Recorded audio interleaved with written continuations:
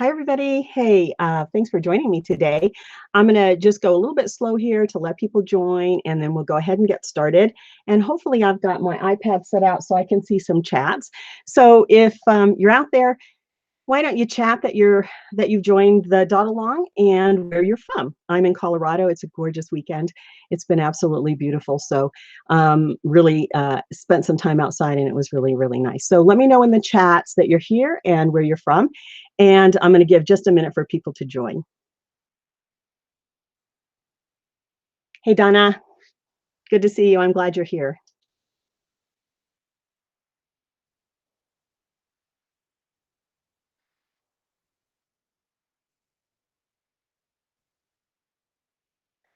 And I've got Susanna. Hi, Susanna. Good to have you. And Barbara. Hi, Barbara. Jill. Hi, Jill. So glad you're here. And Pam. Hey, Pam. Texas, Florida. I got an Ola, so some Spanish somewhere. Carrie. Hi, Irene, Lorraine, Gail, Pam, Anne. Hi, everybody. Got the Netherlands, Olympia, Washington, Indiana, Illinois, Alaska. This is a really great group. Dominican Republic. That's fantastic. Thank you, guys. Idaho. Great. I see that we've got friends from Winnipeg and you guys are dotting together. That's fantastic. I love to see that. I know that in one of my groups, there's a friend here in Colorado. So hopefully one of these times we'll do a dot along together. That would be really fun. And Gabrielle, hi, good to have you. I'm so glad you guys have joined. I really appreciate it. This is going to be a fun one. This particular project is, I hope you can see it on the screen. It might be some glare and some stuff like that, but this is the dance of the Gingerbread Men. Let me see if I got this white paper because I think I might dot on the white paper. I don't know if that's better to give you a little bit of sense, but we're going to do Dance of the Gingerbread Men. I think this is a really fun project. It's a little bit whimsical, but it's a little bit fun too. So I hope you're going to enjoy this project.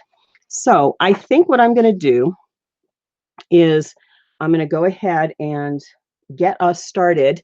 Unless you all have any opening questions or anything that you want to kind of be sure you queued up for me to talk about or for us to discuss as a group, that would be great.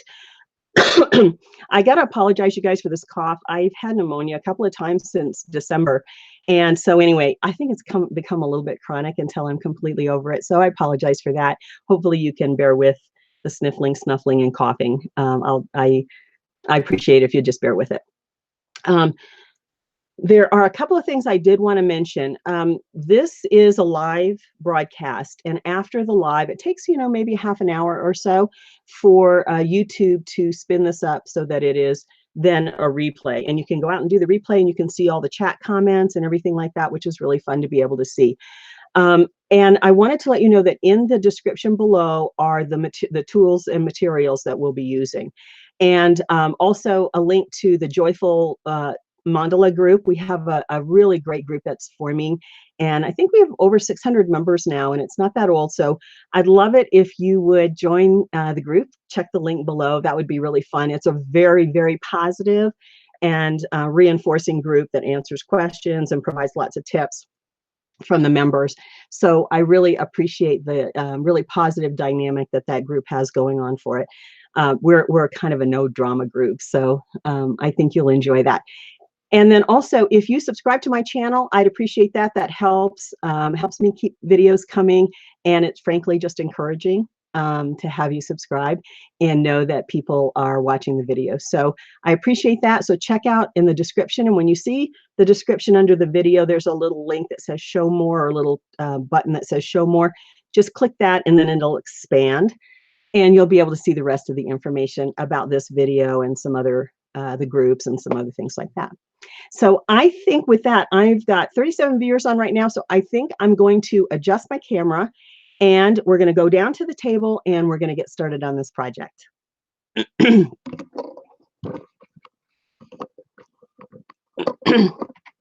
going to do a little bit of a wide shot first because I want to talk about the tools and materials, and then I'll go down a little bit closer. So hopefully you all can you all can see the dotting a little bit better because this is really small. But this is the project, as I mentioned. Put it on the white paper. And so we're going to do these little gingerbread men. And of course, I use a certain set of tools. Now, I am experimenting with lots of different tools, so I can't say that these will work forever. But I have to tell you, if you're a new daughter, I find that these sets of tools to be really helpful. So these are the Crystalite crochet hooks. They've got a nice flat bottom. That's what you're looking for really when you use your tools. And of course, you can use dowels or any of the other types of tools that are out there. But there are 2 sets that are perfect to give you a range of sizes. And then, of course, I'll use my nail dotter. And I've mentioned this before. When I use the nail dotter, I'll show you which one I'm using, but I can't really give you a precise sizing or even tell you use the green one, because all the sets are different. So at any rate, I'll do the best I can to show you what I'm using so you get a sense of the size.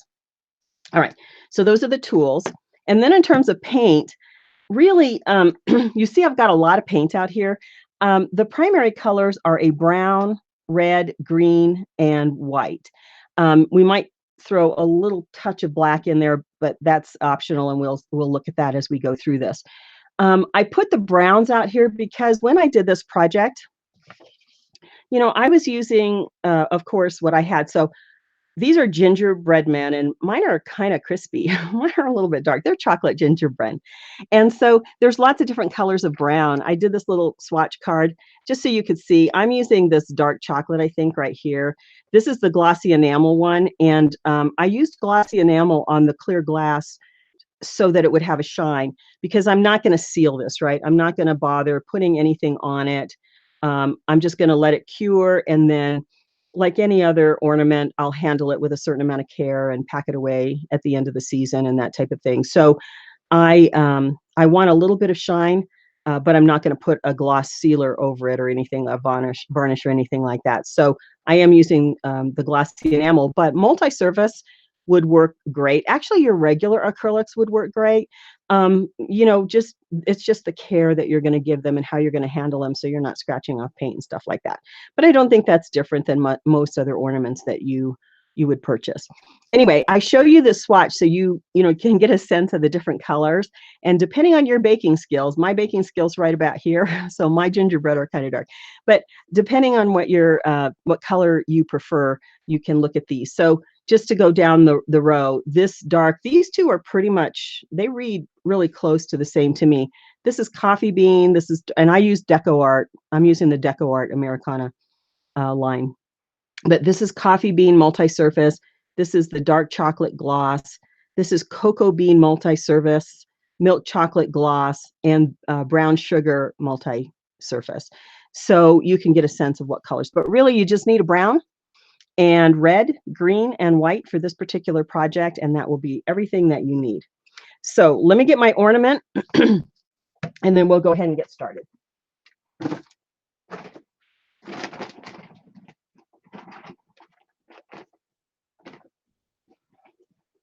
I got everything ready except my ornament.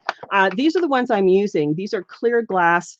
These are just, I think, from Hobby Lobby, and they're the clear glass ornaments. They do have some, Michael's, I think, has some in plastic that I did pick up in different sizes. So you can, use the size that you like. And someone asked a question about, well, can you paint it on like a wooden surface or just a round? Absolutely. I think it's just a matter, in this case, because this is clear, you'd want to consider what background color you might want on your wooden ornament. Or whatever else you're painting on, but absolutely you can paint on anything that you might want to translate this to. This is that flat kind of disc-shaped one, and so I thought this was a really nice one. So I'm going to go ahead and get this out and prepare it. And the thing I want to mention for preparation is you do it with glass. I haven't thought about the plastic. Somebody might know in the comments, but I am going to clean this with some alcohol. This is just isopropyl alcohol, and to get any fingerprints or oils or anything that might affect how the paint adheres, I'm going to go ahead and clean that off. Okay. And I'll set my cap aside. for the end of the project. Okay, so I'm going to move some of these paints out of the way. I am going to use the dark chocolate, I think, since that's what I started my project with, and that's what I put in the description. So I'll use these three paints.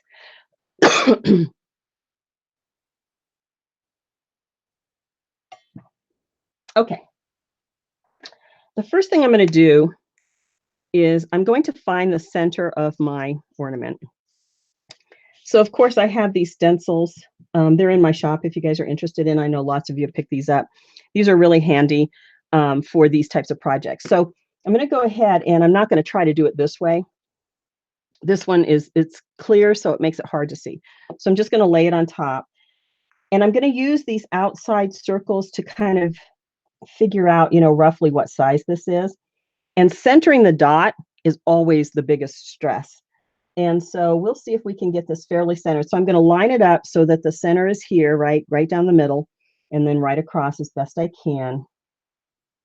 And I'm doing this at my table, so I'm not, you might want to stand up. As a matter of fact, I think I'll stand up just so I can see it a little bit better.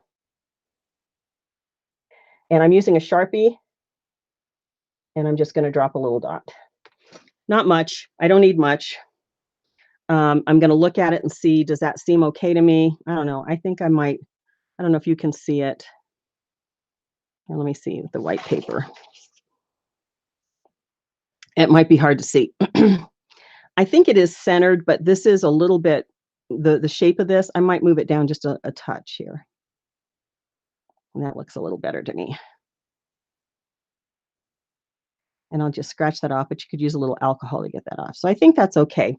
Now I'm going to adjust my camera so that hopefully you can get a little bit better look at this, because we're going to do the spiral. In this center of this piece is that traditional mandala spiral.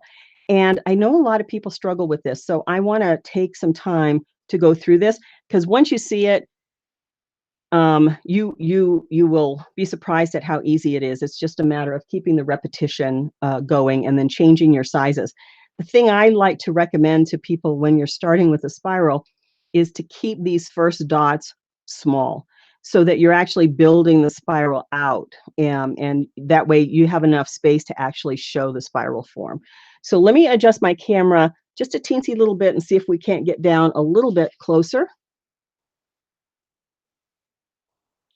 And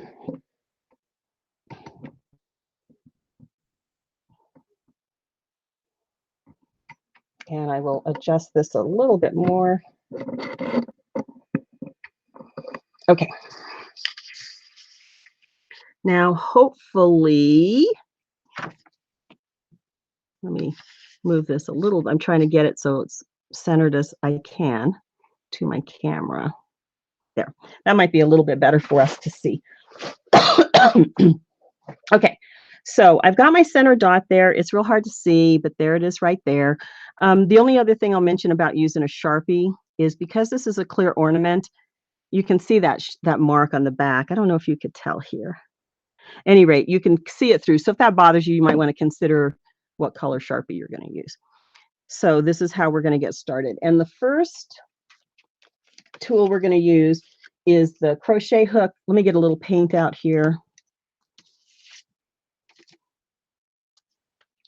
I'm using the dark chocolate glossy enamels, and just put a little bit of paint in my palette. I'm not going to put a whole lot right now, just because we're going to use that brown as we go out a little bit more. I'm going to put a little bit of true, this is the true red.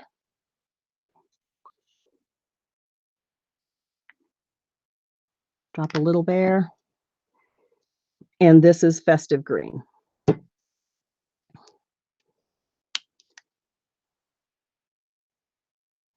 And I'll just drop a little there. Okay, so we're going to use the brown, and I'm using the P16. Now, I didn't put very much paint out here, and I might put a little more. What you want to do is you want to make sure that your tool has enough paint on it. Do you see the little button forming? And so it goes up just slightly over the edge of the tool. You want to make sure you get enough paint on there. So I'm going to go ahead and drop my center. And that's my center dot. Whoops, I'm a little out of frame there. So I just dropped my center, and that's the center dot. And wipe my tool off because we're going to move into the nail daughters.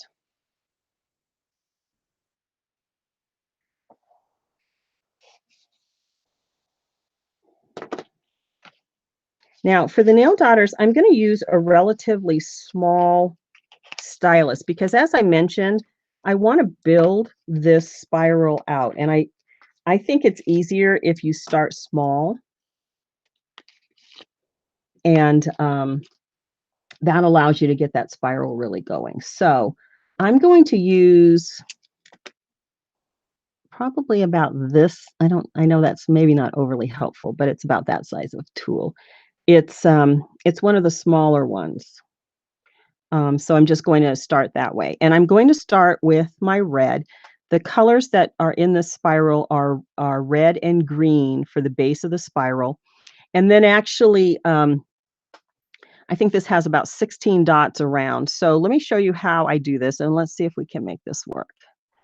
I always start with doing the cross. So I'm going to kind of line it up to my center and do a cross. Go down. Let me know if you guys are seeing this okay, and I'll check the chat in just a moment. And then I'll just kind of spin it so I can get to this other side a little more easily, and I'm just going to line it up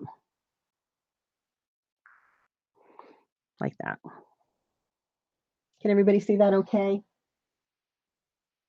Okay, guys, the size of the center was P16, which is the 11.5 millimeter. All right. So I've got my 4 main red dots down, and now I'm going to add in the rest of them. So I'm going to add alternating green. I'm going to let people catch up a little bit. And I'm going to put 4 in total, I'll have 4 more dots in this section here. So I'm going to alternate green.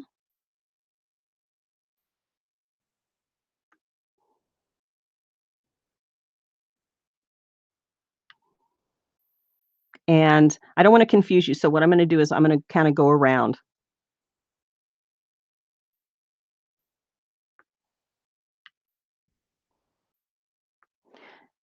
Okay, so I'm just alternating the color.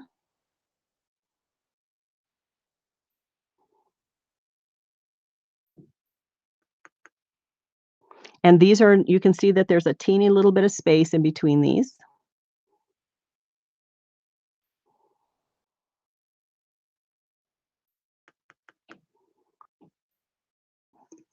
Okay.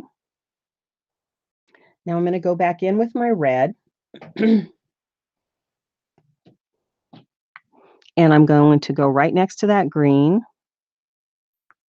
and drop a red. Do you see how that's working? Red, green, red. And then I'm going to spin it around.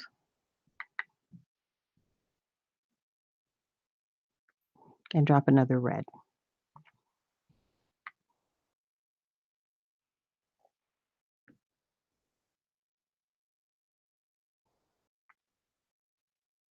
And now I'm making my way back around. And I've got my alternating red and green. And now I'm going to pick up, that was the red, so now I'm going to pick up the green. And I'm going to go right in between here with green.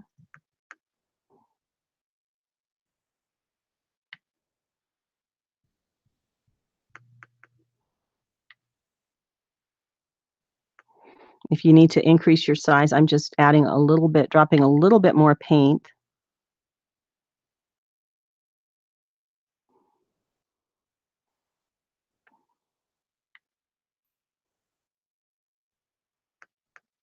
There. Okay. Now I'm going to go look at the chats because I'm going to give everybody a chance to catch up with that. So I did the cross starting with the red, top, north, south, east, west, and then I went around each with the green, then with the red, and then with the green. So I have alternating red and green. Let me know if anyone has any questions about that.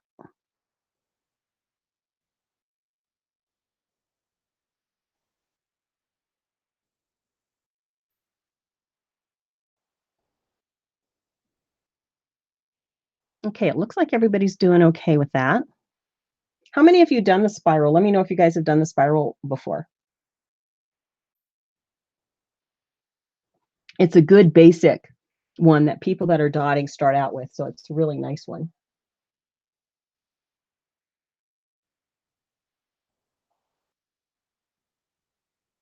So I have a question from Kathy Slyman. For a beginner, would you recommend doing flat first? And I'm interpreting that to mean as opposed to a curved surface. Is that right, Kathy? Is that what you're meaning? I think I probably would. I mean, just because I actually started practicing on cardstock, and that's a really inexpensive way to practice, right? To get a sense of the size of the tools and how they work and how paint flows onto the surface. I practiced on cardstock and small canvases for quite a while before I moved into bigger ones or even doing ornaments and stuff. I don't know that it matters over much. I think it's about controlling. Like this is a little bit, a little hard, could be a little bit hard to control just because it's got some movement, whereas a flat canvas wouldn't. And the curved ornaments, it's the same thing. But I don't know. I guess I would recommend that you start with with a flat surface or cardstock or something like that, just to get a sense of at least your tools and paint, and then move into wherever else you want to go. Now, a lot of people just jump right in, so it just depends on your comfort level. All right, so we've got a mix of people who have done the spiral and some who haven't. So this is the first row, and as I said, I like to have you start a little bit smaller because it will help you grow the spiral. So now we're going to do the next row, and this is where we start to form the spiral. And I'm going to start with my red. And what we're going to do is, do you see I've got red, green, red, green.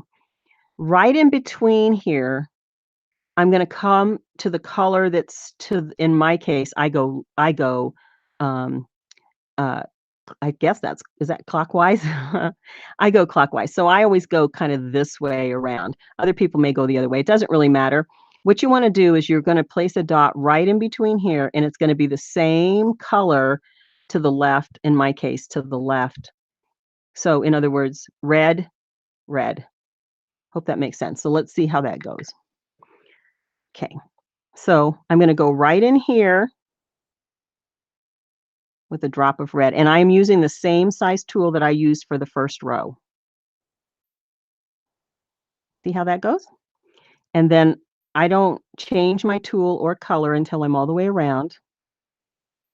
Red, green, I'm going to drop red right there. Okay, I'm going to move it around.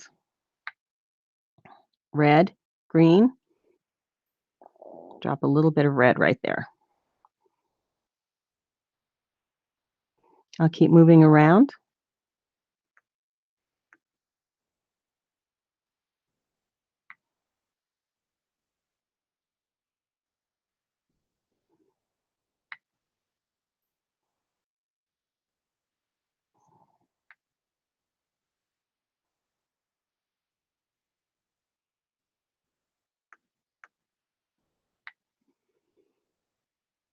And keep hitting that V, that space there.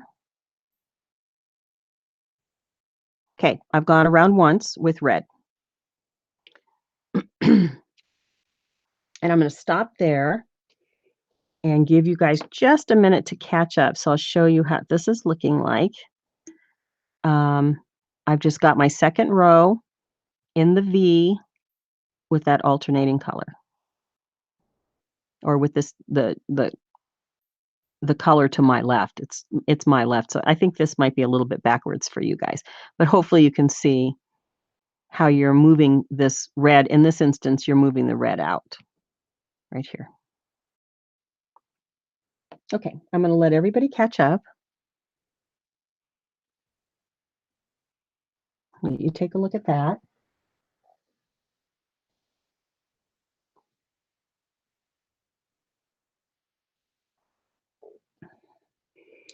And I'm gonna go in now with my green, and same size tool, of course, because we're on the second row here. And right in between here, I'm gonna drop my green.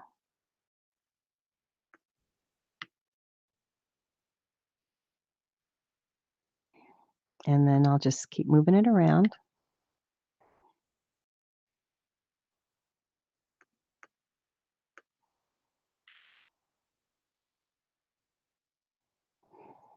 And I'm just adding of course, touching it with additional paint there to make it a little larger if I felt like I needed to. Okay, let me just keep moving it around.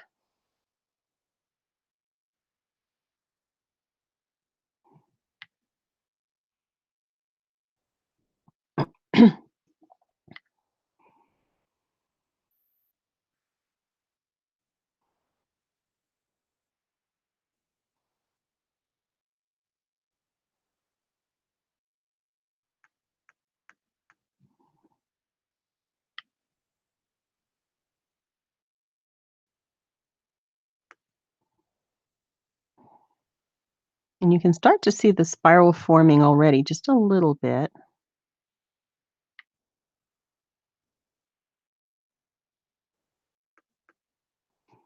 All right. I'm going to give everybody just another little minute to catch up.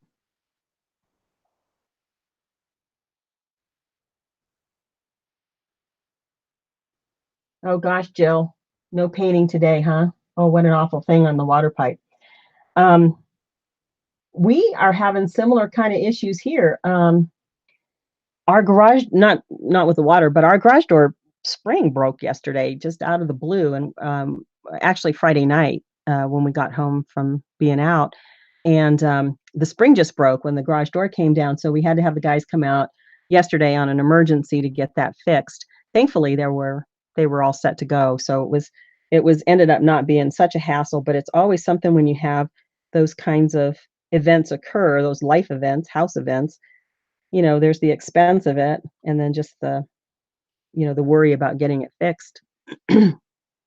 Okay, now I'm going to move up a size and tool, and you can sort of decide if you have enough room here. So look, I'm sort of using my tool and putting it there. I'm just going up a little bit, like almost, it's not to my largest. This is probably my next to my largest. And I'm going to go up a little size there. And now I'm going to go around again. And we're just going to repeat this pattern for as many rows as we want to, just building out the size, building out the spiral, and building out the size of the tools. So I'm going to start with my red again. And in between here, between the red and the green, I'm going to go ahead and drop. See, it's a little bit larger.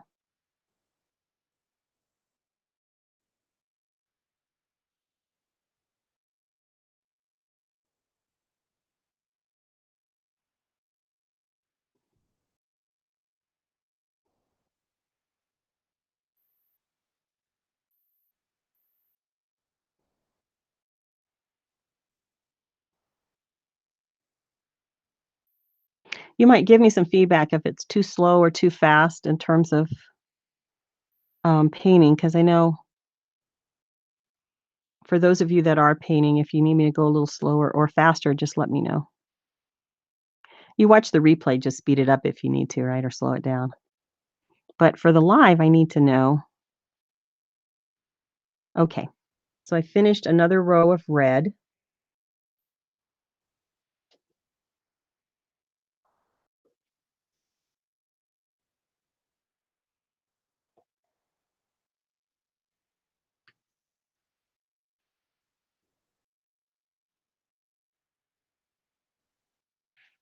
And we're going to do a total of 6 rows.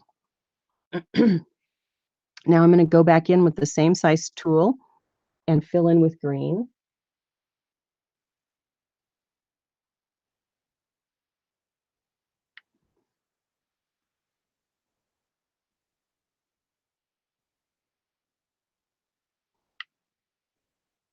I am reloading each time I put a new dot down because I want them around that outer this row that we're on to be the same size.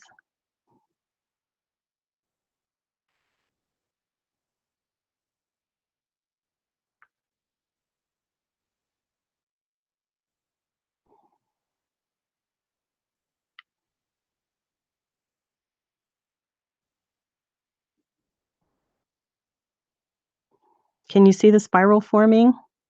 Isn't that cool?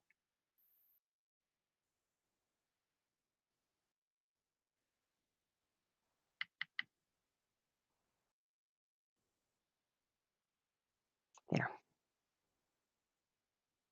That's that row.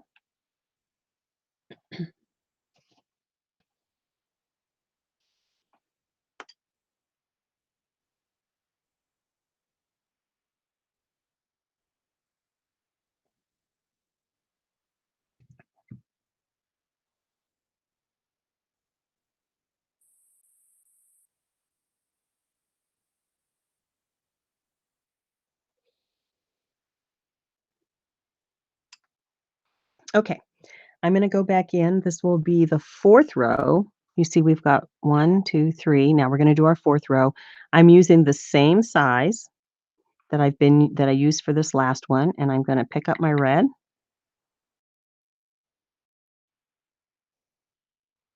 And I'll go around with my red.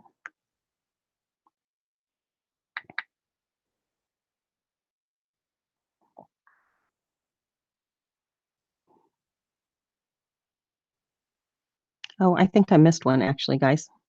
Well, that's good to see because this is where your spirals, I think this is where people get hung up, and I missed one here, so I'm going to get a Q-tip and a little bit of water. Can you see where I messed it up? Right here. Can you guys see that? I should have had a green dot there, and I don't. I hope you know I plan every single one of these mistakes. Does anybody believe that?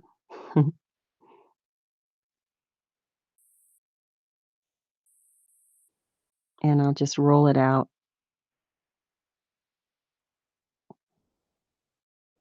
And there. Now we can fix it.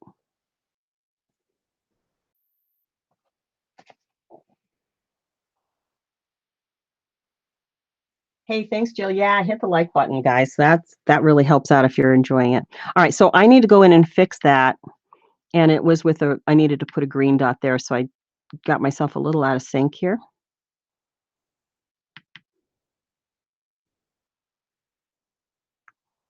There we go.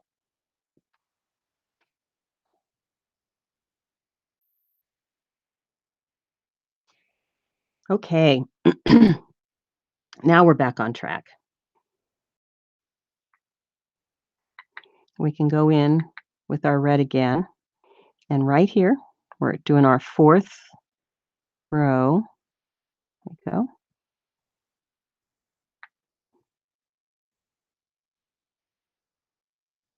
We just keep moving this around.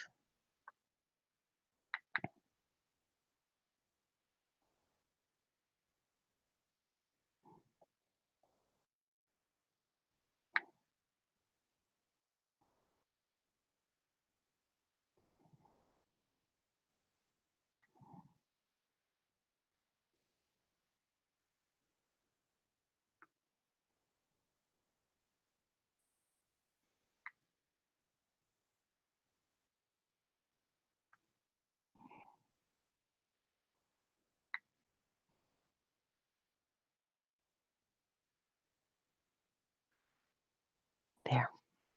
That's our 4th row of red. Look at how that spirals forming.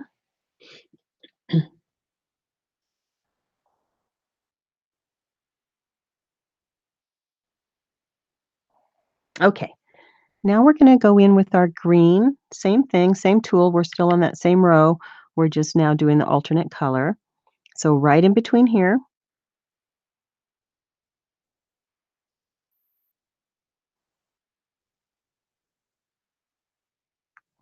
there. And we're on our fourth one, our fourth row. And we're going to do a total of 6.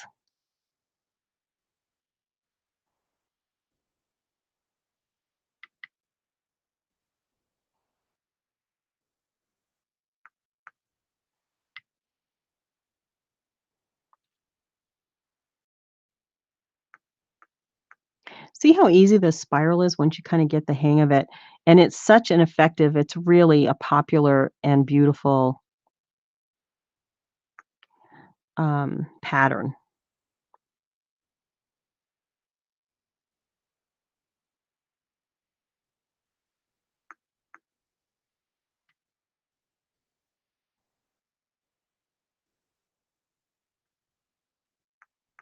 Okay, so we've got 4 red and green, and now we're going to move into our 5th row.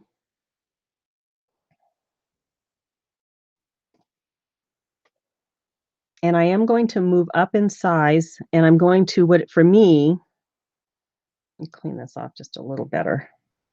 You know, I find I need to clean my tools off pretty well as I'm going through this because the paint builds up on it and then it distorts this the dot. All right, so this is my largest ball in my nail daughter set, and I'm going to go in with my red, same thing, right in between this space here, and just continue to build that spiral, gradually increasing my size. And that's why I think it's really good to start very small as you can. I could have even started maybe a little bit smaller around the center here so you can build that spiral and then it becomes really very obvious. But this is going to be a beautiful spiral here.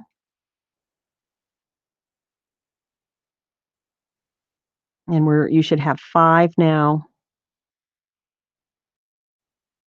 We're moving out on 5 for the red.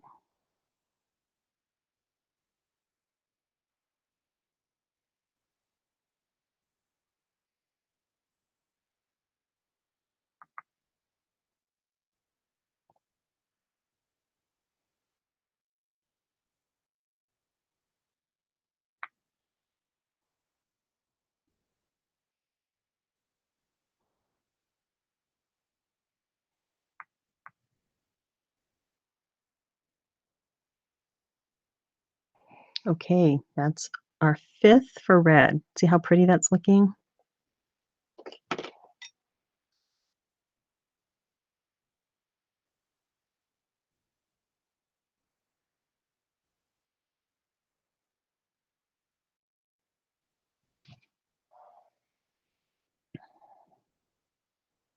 Okay. Now I'm going to go in with the green. I'm still on my 5th row and I'm on my largest nail daughter. And I'm going to go right in between here.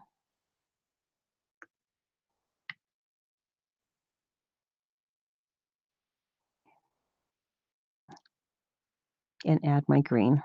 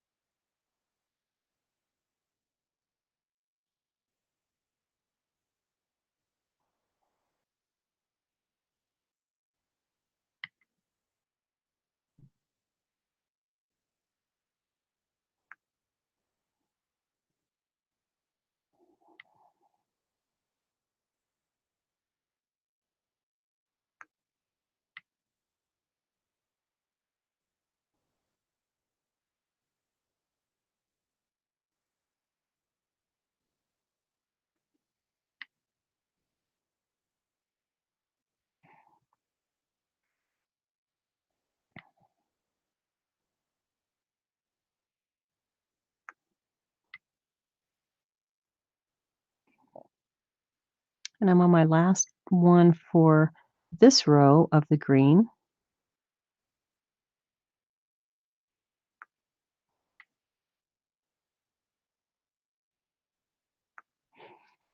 There.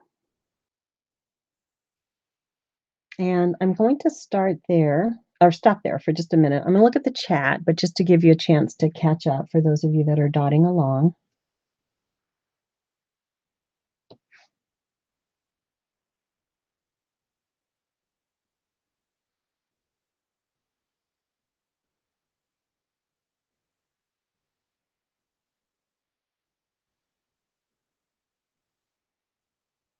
So Jill made a comment, Jill, about too many, I think you're saying too many small dots on the first round makes you have too many lines in your spiral. I think that's what you're saying. Yeah, I think so. I can understand what you're saying there. I think, well, first of all, it depends on what the design is that you're looking for. I think my point is small enough that you can actually get the spiral going, because if you started, unless you're doing a really huge piece, this is really a small piece. So you want to see that spiral, and the smaller we start, the more obvious the spiral becomes over, over a small surface like this. But yeah, change it up. Use the sizing and different colors that you want to. Like this is just two colors to show the repeat of the spiral. I was kind of going for a candy cane kind of look, so I'm using just minimal colors here. Some people get really, really creative and use lots of different colors on each one of the um, the spikes there, the spiral pieces, and they use lots of different colors or gradations. It's just really very beautiful. So yeah, use what works for you. All right, I'm going to refresh my paint, put a little bit more red, not a lot, and a little bit more green. See why I didn't put too much brown out to begin with, because we take a while to get to the brown.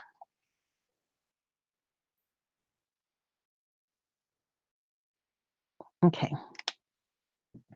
Now I'm going to move into the crochet hooks, and I'm using the G6 4mm.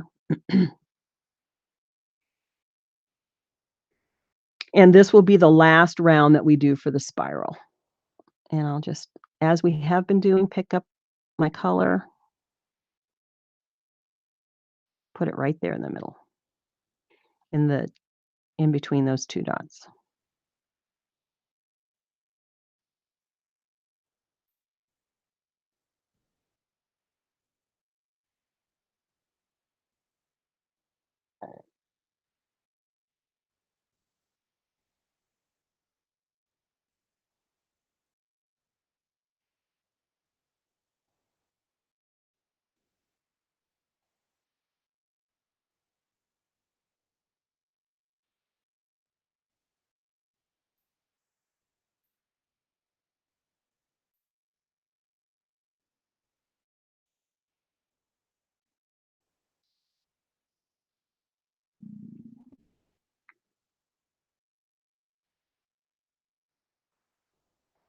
Okay. Now I'm going to do that same with my green, and that will complete the spiral. And I'll stop after a little bit here and let everyone catch up. Now I'm going to go in with my green.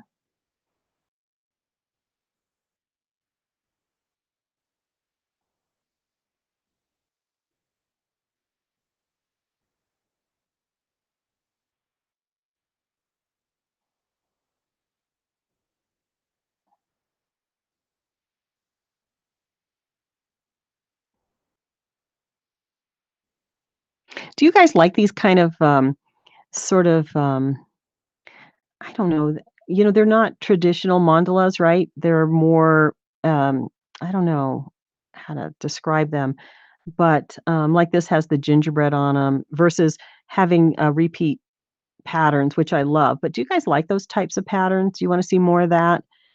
Um, I have like probably most of you, a pretty long craft and art background, and so I've done lots of different things, and so I kind of pull and draw on those experiences and those skills to come up with my patterns. So let me know if you like that or if you like the more traditional sort of patterned, repeat pattern type mandalas and what you want to see more of.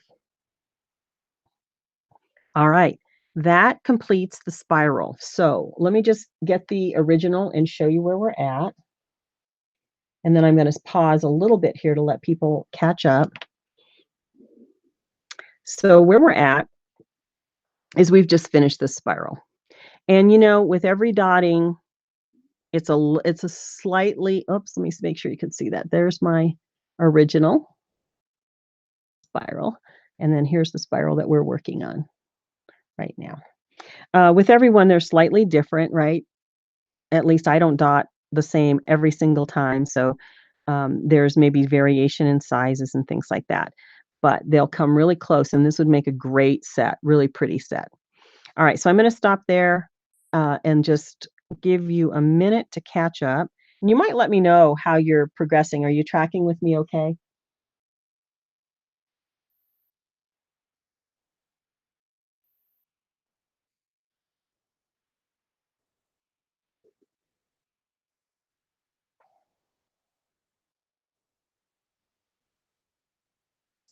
Kathy, you said that you thought this would be pretty with different colors of glitter paint. I totally agree. I think you can use whatever colors you like. This one was I was going for a kind of a candy caney type look, but of course I think it would be gorgeous with some glitter. I always like to see a little bit of glitter on a holiday ornament anyway, so that would be really beautiful. And so Pam, you like the sort of I guess I don't know if I could call them characters, or I don't know, more a little variation on the repetitive patterns. Teresa, you like both of them? Oh, Jill, you're saying if I leave the original on the left side. Let me see if I can get that in. That's a good idea. I don't know if I can. I've got this kind of tight here. So maybe you mean like this. And then let me see if I got something to prop it on. Let's see. Oh, I don't know if I have anything tall enough to kind of. I'm looking on my table here to see what I got that I might be able to prop it up on. Let's see. I don't know if this will work. Yeah, is that okay? Is that better? Can you guys see that okay? Okay, good, good, good. That's a good idea. Thank you for that suggestion. I'll try to remember that. As I get better, I'll have to tell you, I am learning all the technology and how to use my cameras and stuff, and I've been practicing with 2 cameras so I could give different views and stuff like that. And it would be nice to have a picture in picture with the original piece. So that's a good idea. I'll try to do more of that. Okay, great. All right, so we've got our spiral done, and now what we're going to do is we're going to move into our gingerbread men, and I'm going to refresh my paint. I am again using the dark chocolate gloss enamel. I'm just going to pour some right on top here, and I'm going to put quite a bit because I'm going to go around with this, and I'm going to be using the body, the gingerbread body. The main body is the P16 11.5 millimeter. Same thing that we used for the center. Now, when you look at this design, he's got, oh, I don't want to show you that yet. He's got his body, right? And then he's got arms and legs. And then I put another teeny little dot. I don't know if you can see it okay for his hands, oops, and his feet. And I just smeared my paint. But anyway, his hands and his feet, those are kind of optional. You can decide. We'll put his arms and legs, and then you decide if you want anything else on it. And I've got to fix, look at this, you guys. Did you see? I smeared my hand through there. That happens to us all. Don't get too upset by it. I just my favorite Q-tips are there. Can you see it? You might not be able. Yeah, you can see it right there. I kind of smeared my hand through it. Let me take it off. The way to take it off is to just put it at the edge and roll it to get the majority of the paint off. Do you see how that works? Don't try to rub it, just kind of roll it. And a damp Q-tip, not a wet one, over wet, or you'll just drop more water on your piece. So let me see if I can fix this a little bit more.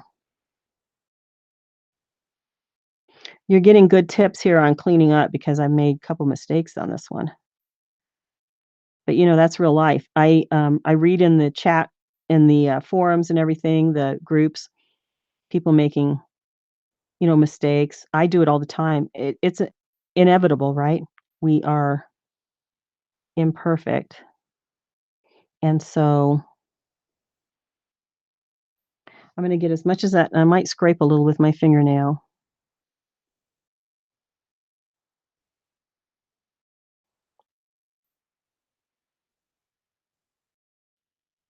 To get as much of that off as I can. It's a little tricky because the paint's wet around it. So I'm trying to be a little bit careful. And that might be the best I can do for this, in this setting here. When you're looking for Q-tips, I usually just buy them like at the Dollar Tree or something like that. However, in the cosmetic section, I don't think I have any out, but in the cosmetic section, you can find the Q-tips that have the really pointy ends. They're a little bit stiffer and they have those pointy ends. And so that might be helpful too as well. Okay, I think I've cleaned that up as best I can. And I see a lot of people fretting over the mistakes and stuff like that. You know what? It's going to happen. You do the best you can to clean it up, cover it up, minimize the look of it, and move on, right? That's the best we can do. All right. So I've got my spiral, and now I'm going to move into the Gingerbread Men. And let me move this out of the way so I try not to do that again. So here's the body. Here's the body. Let me see. P16. That's the P16, 11.5 millimeter. And the head is going to be the K10. I'm looking at my note here, K10.5, 6.5 millimeter. And then these are the arms and legs are the G6, 4 millimeter. And the hands and feet are just a size nail daughter that will work. So what I'm going to do now is I'm going to go ahead and put my first gingerbread man on. And a way to kind of orient yourself, oops, let me put that back in there so you can see that. Orient yourself to this is, this may not be perfect for you, but these two dots here kind of line up close enough to my center that I know I can put my starting gingerbread men there. And we're going to have 8 total. So 8 around. So our primary 1, 2, 3, 4. I always do the cross first. 5, 6, 7, 8. You'll see that as we go through it, but 8 of them. So I'm going to go ahead and pick up with my P16, 11.5, the paint. And I want to show you, before you drop it, I'm going to raise up just a little bit here so I can put my arms and legs. So I'm going to move my tool up just a little bit, not a whole lot, but can you see how far up I am? Just about right there. See that little bit of distance?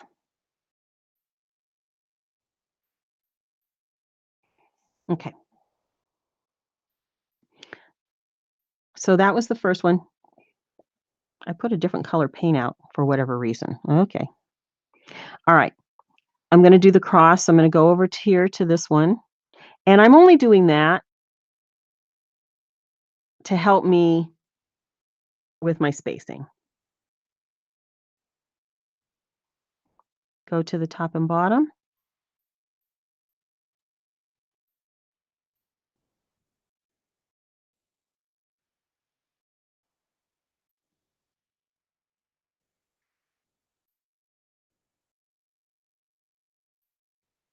Okay.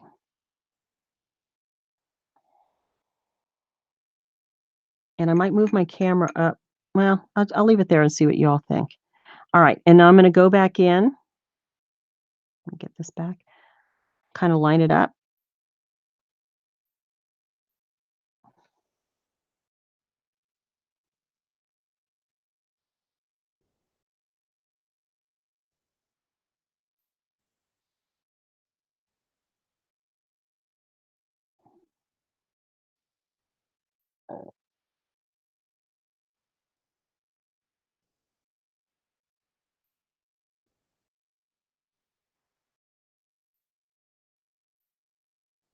All right, so I've got my bodies down. I'm gonna give you all a minute to get that piece, that part of it done.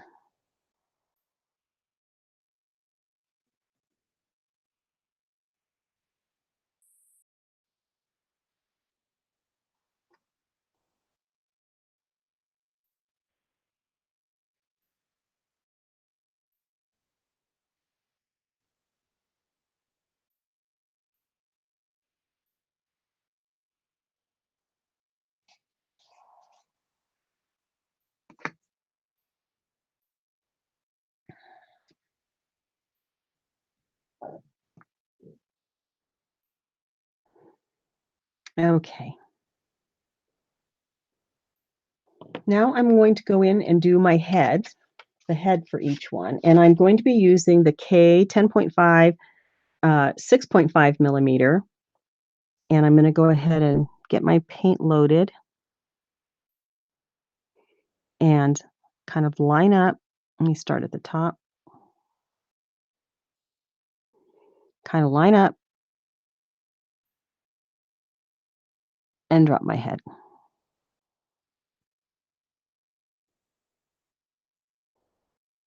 And we'll do that all the way around, kind of lining it up.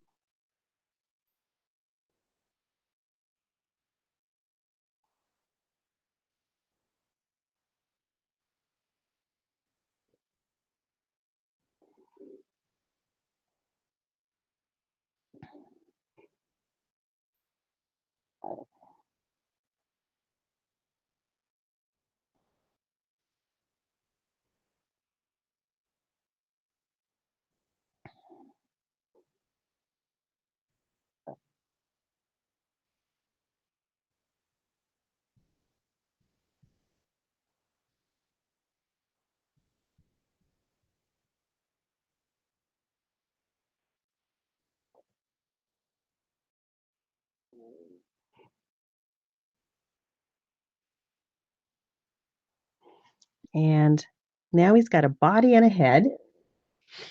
And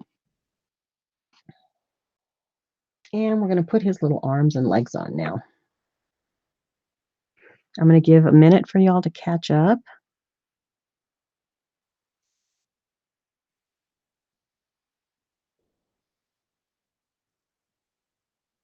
While I'm letting people catch up, you know, I was reading in some of the groups about paint palettes and people not wanting to wash out their paint palettes and stuff like that. I I wanted to mention that because I never wash my paint palette out, but I do use a palette. I don't use the cap. Some people use the cap. I'm afraid that will dry my paint out, so I guess I'm not too used to doing it that way. But I do use a paint palette. These little paint palettes, I just get these at the Dollar Tree, and they're like 6 for $1. I don't know that they don't always carry them, so you have to look for them. But at any rate, I use just one of these little plastic trays. And here's one that I've been using. Sometimes I just let the paint dry in it and uh, put more paint on top of it because, you know, I don't want to clean these. But look, this just peels out, you guys. I don't ever wash them out.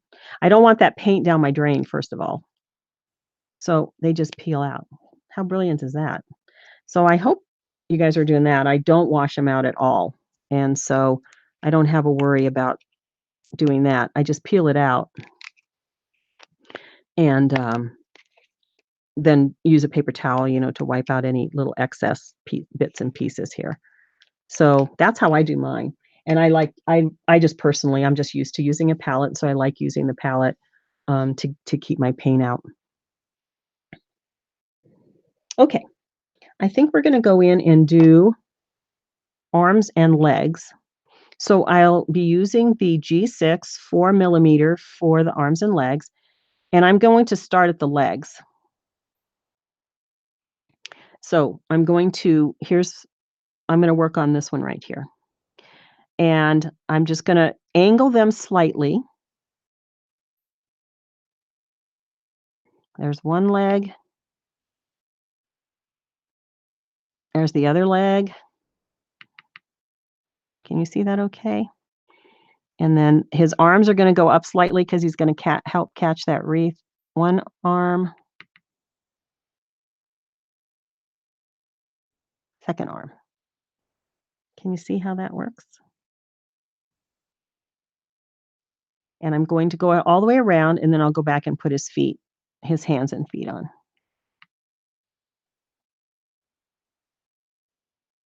One leg.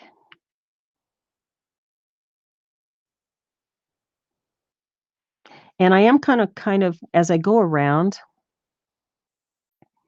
I'm kind of trying to keep my arms and legs sort of on the same line or same circle around.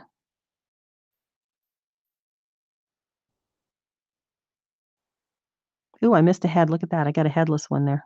Oh dear.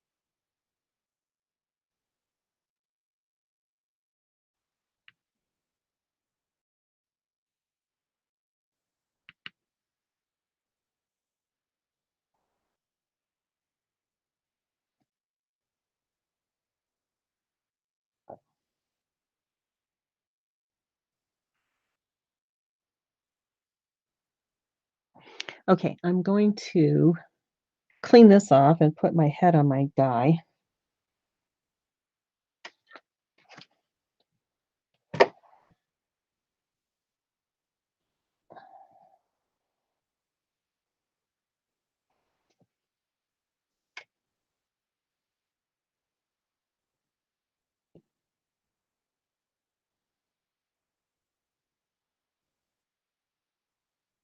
Oops.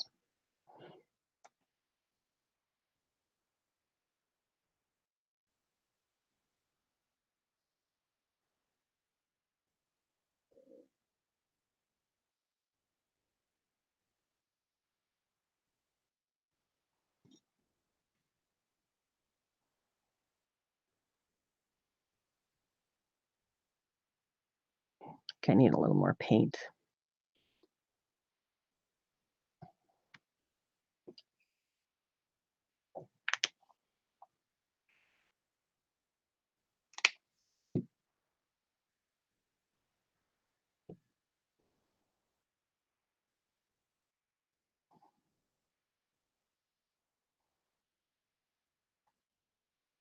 Okay, now I can finish up my arms and legs.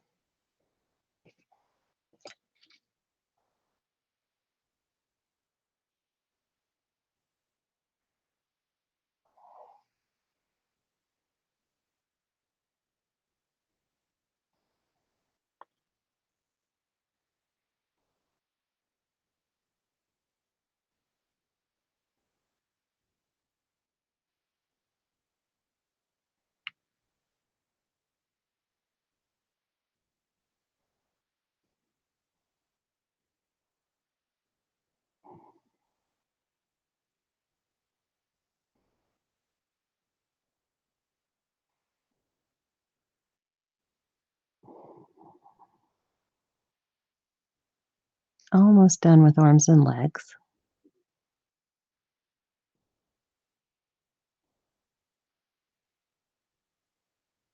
Okay. Now this is where you can decide if you want to put hands and feet. And I think it just depends on how much space you have. I'm getting a little bit close on some of these at the bottom. I'm going to go ahead and do it just so we can see it. But I can see that I'm getting a little bit close there. So I might rethink that as I'm doing this. But I'm using sort of a one of the larger size ball styluses. And I'm just going to go ahead. Let me show you on the pattern. Because what they're going to do at the top here is they're sort of playing with that wreath, and then their little feet there and their arms there. So I'm gonna go ahead and try to do this, but I feel like I am a little close on the bottom. So you just decide kind of where you're at in your spacing and whether or not you can add this element or not. It actually, I don't think, interferes with the design if you don't add it.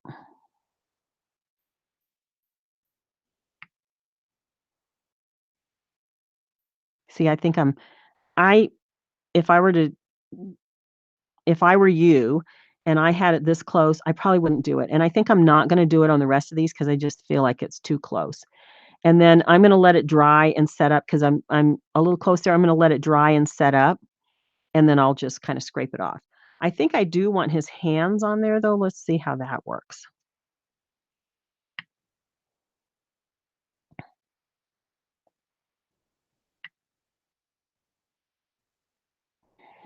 A little bit better.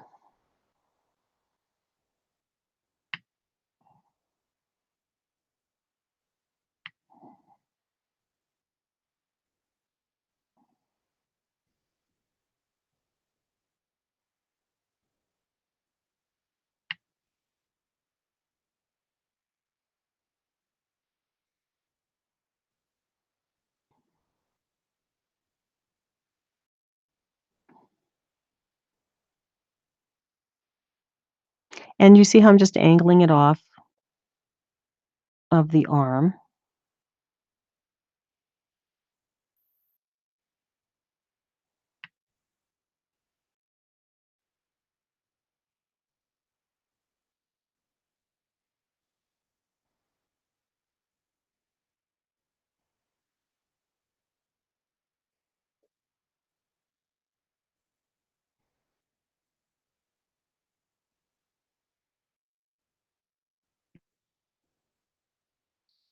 Let me put that design back there. Sorry, guys.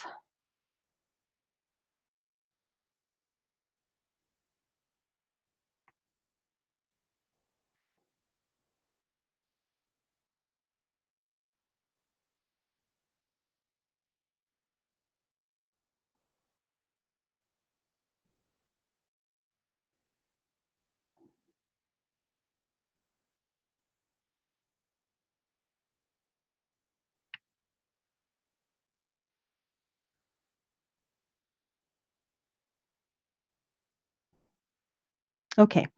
So I've got arms and, again, the issue with the feet, you just decide if you even want to add hands and feet, that's kind of up to you. I think it would look cute, uh, either way.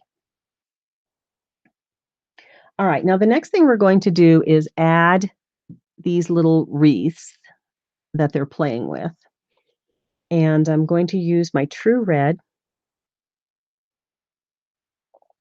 as the center, and I'm going to go around it with, the Festive green. Now this one is another issue of spacing. So I sometimes like to do I think I've used this terminology before in our last one, call it a reference dot, and it just sometimes helps with the spacing if you can do it, if the design lends itself to that.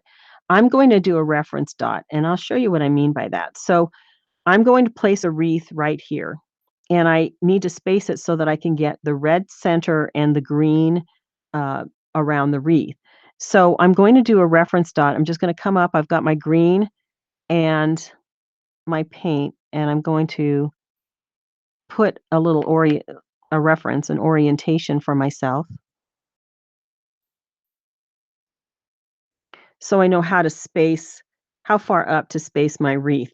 Now again, you don't have to do that. You can just put the wreath, put the center dot down and go around it. That's fine too. I just find that sometimes this helps me orient and line things up. So I'm gonna do that all the way around.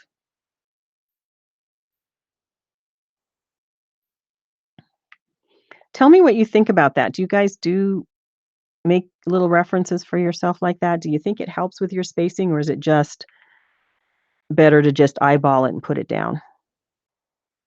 Let me know in the comments what you think and how you do it.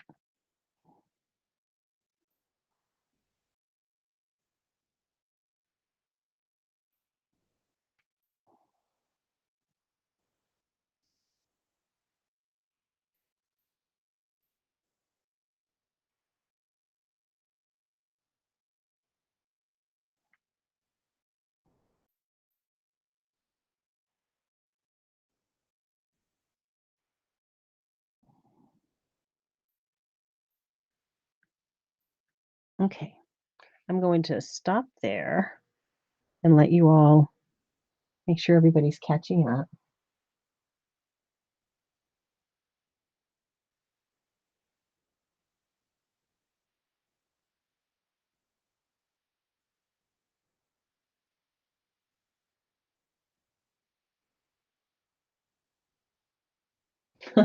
I see in the chats we're having a discussion about feet and hands.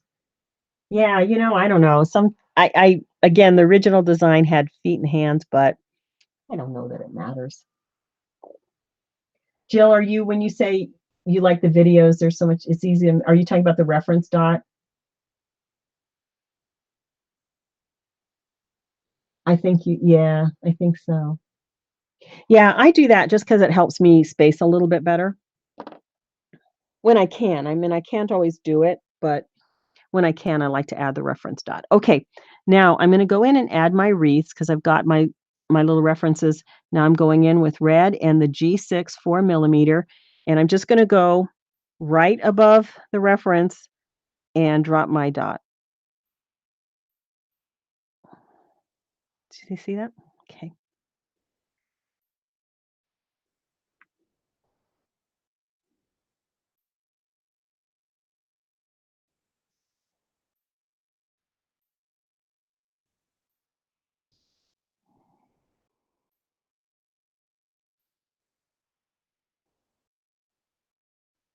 And our little gingerbread guys are just playing with their wreaths.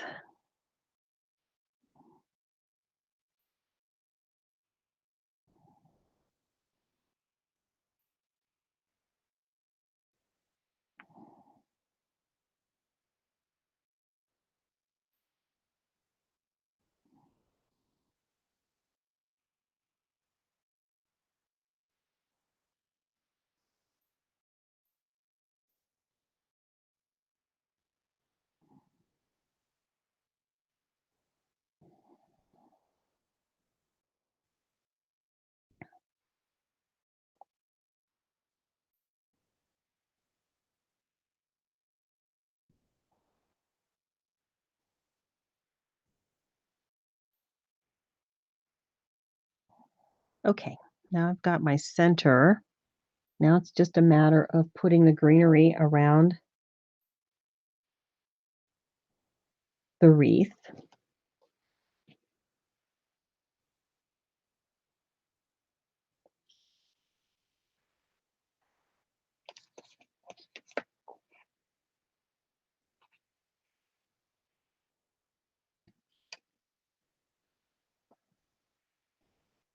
I don't actually remember exactly which one I was using, but let's go around with our paint. And again, I'm just going to do the north, south, east, west.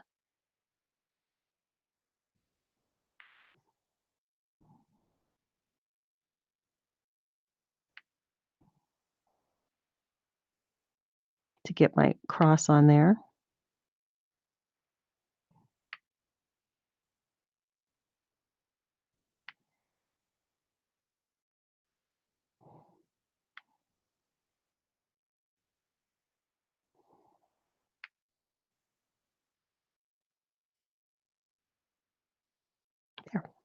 And there's our little wreath. And we'll just do that all the way around.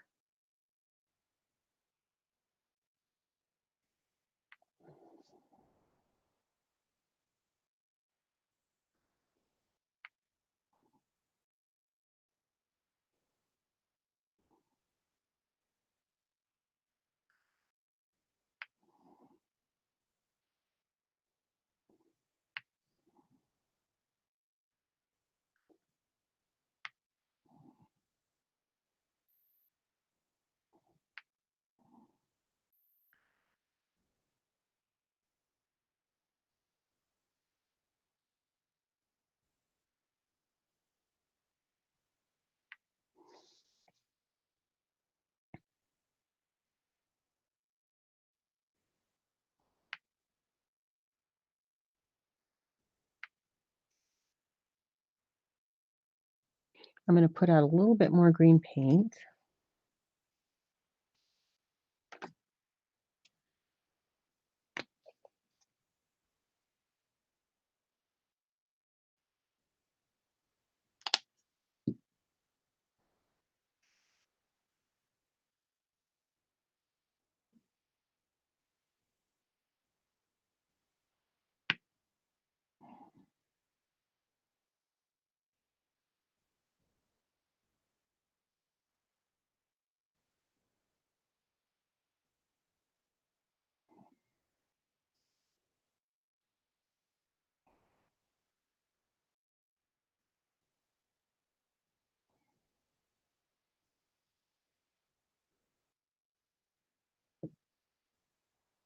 And we just keep moving along.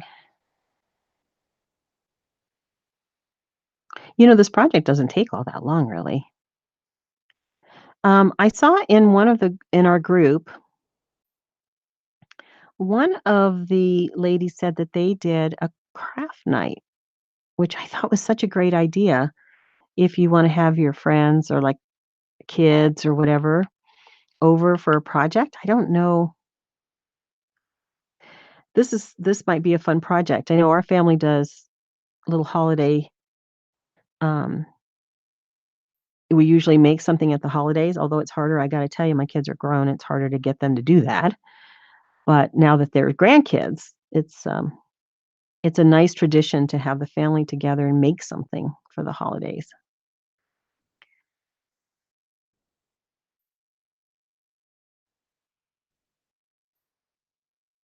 Do you guys have any family traditions for the holidays?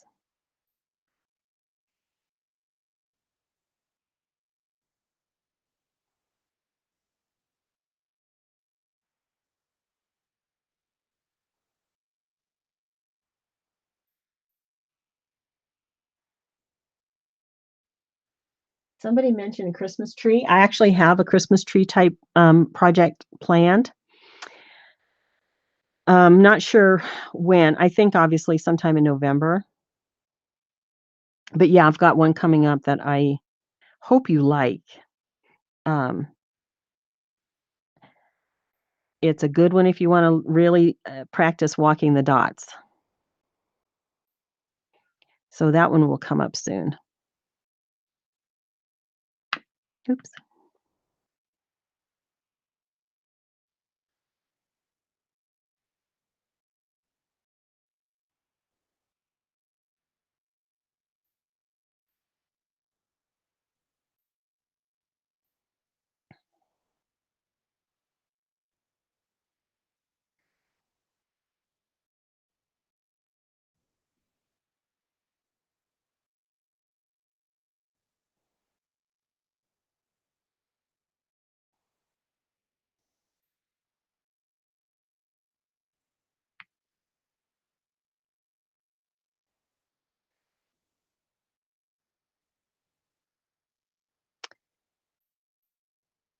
Okay, this is our last wreath. And I'm going to pause a minute and you're going to hear noise because I do want to go over the top dotting a little bit, but my paint is very wet. Normally, I don't like to force the drying. If I was doing this, like let's say I was making a series or even the original, I do allow enough dry time so that I don't worry about smearing paint or, I allow enough cure time for my top dots. So that means the base layer is dry. And I know you probably do that in your studio too, but we're live and we're real time. So I'm going to take a little hair dryer to this. So sorry for the noise. And then we're going to talk about the top dots, and that'll give maybe everybody a chance who hasn't to catch up. And let me know if you're ready for top dots. If put something in the chat and let me know if you're ready to move on, or if you want to me to wait just a little bit longer. But you're going to hear noise, so hold on.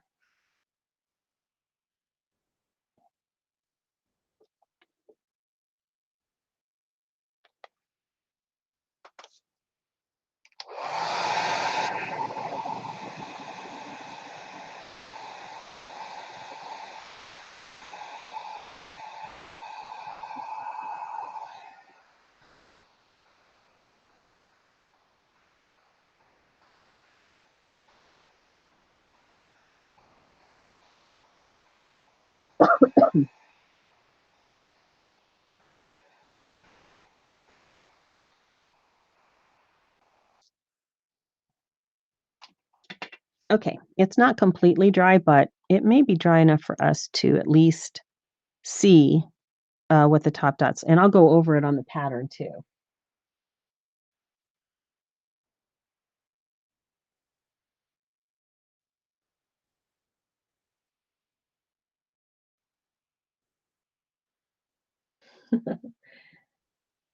Jill, you're making them work for their Christmas present, right? By inside a box, inside a box, inside a box. And then you always hide a present that I happen to find a couple of weeks after Christmas. It's funny. And Joyce, yeah, some traditions with the great granddaughter. Yeah. Our granddaughter's 3. That's Piper. And she my gosh, that little girl is into everything. And of course I love working with her and spending time with her. She we painted yesterday. I'm going to show this to you because you're going to love this. But we painted yesterday together, and I'm practicing making these little pendants, these little rock pendants, and this is Piper's. Isn't that beautiful? That's her almost 3-year-old pendant. So I'll turn that into something for her. But I love to paint with the kids. It's really fun.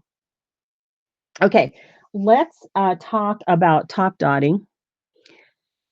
And again, I'm doing it on pretty wet paint, so we'll hope that this works good. But I'm going to look at this with you for just a moment. So in the center, if you can see that, for the top dotting, I'm going to be using all the nail dotters, and because this is a pretty small design that we're working on. So I'll use nail dotters on the center, on the actual middle of this. And then I did top dotting on each of the spokes of the spiral. So on the red, I top dotted white, and on the green, I top dotted red. And then on the outside ones, the largest outside of the spiral, I did an extra dot on top. So you can see here, it's the red, white, and then a top dot of red. And then on the green, it's the green, red, top dot of white. So that's the spiral. And then for the Gingerbread Men, I was trying to simulate a little face, of course, so 2 eyes and a mouth, and then some buttons. So this is the large nail dotter and then 2 smaller ones. And then for the arms and legs, I wanted to, because the spacing's a little bit wide there, I wanted to connect it. So these top dots are not in the center, they're offset towards the edge, and sometimes even over the edge of the arm or leg. And that's just to kind of give it to connect him a little bit more. And so I'm going to go ahead and try to work with this and see how we do with the paint is only partially dry. And then on the wreaths, I just want to share it on the wreaths, it's the red, white, red again. Okay, so let's see how that works. And I'm going to get out my white. And of course, I'm using the Gloss Enamels white.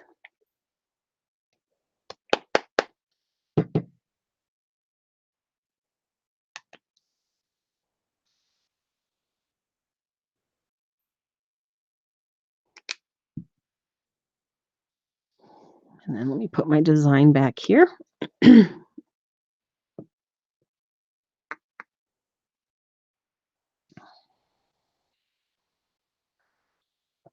All right. So most of these top dots, as I mentioned, are just with my nail daughters. And I pretty much am using the largest nail daughter and then a smaller one. I might use a slightly larger than this, but let's start with our largest nail daughter. And we're just going to start in the center. And I'm going to just drop some white right in the center. Just like that. And then I was trying to get a little snowflake look. It's such a small area. I don't know how successful I was, but we're going to put 6 dots around. So I'll just start.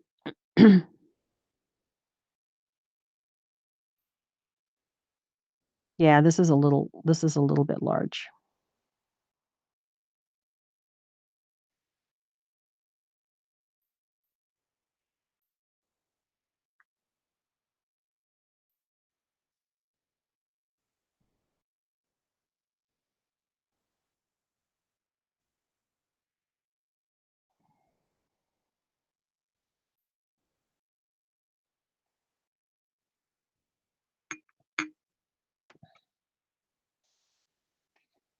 And I'm going to move down in size quite a bit for the nail daughter.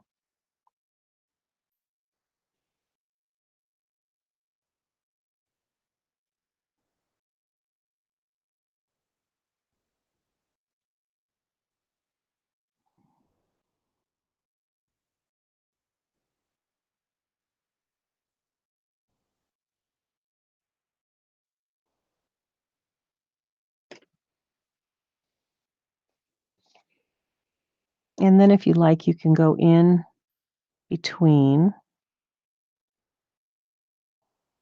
and just drop a little extra there.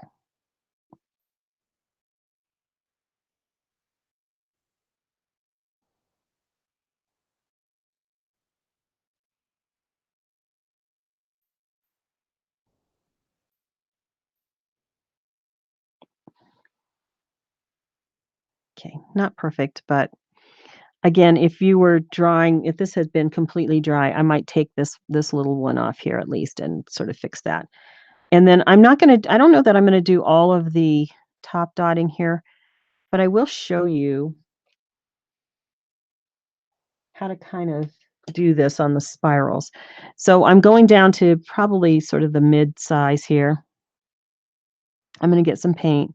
And this is really just kind of walking the dots. So I'm gonna start here at the largest one, and I'm gonna go in. I'm gonna go from out to in.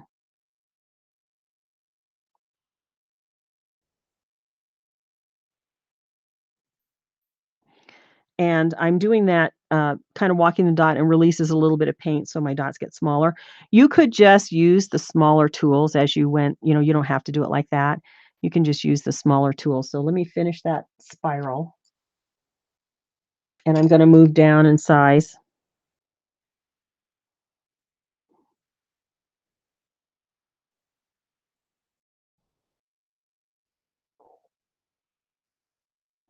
There.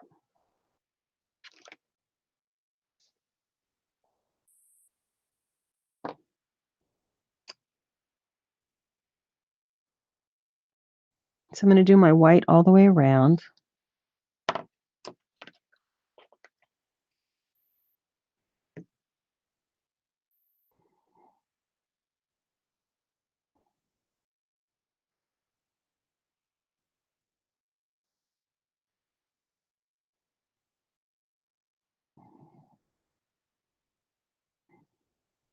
And I'll go back in and finish up those smaller ones.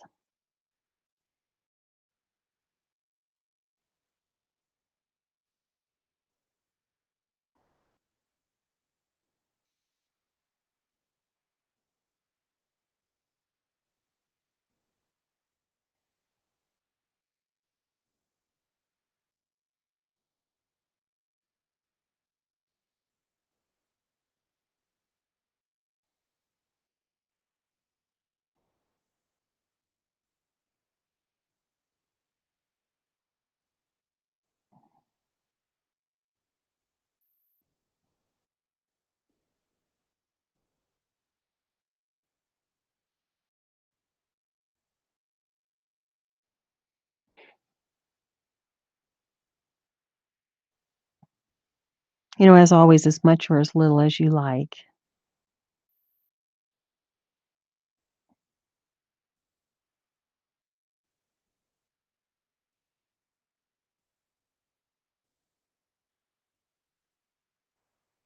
Okay, I'm going to go in with my smaller tool and just finish those up.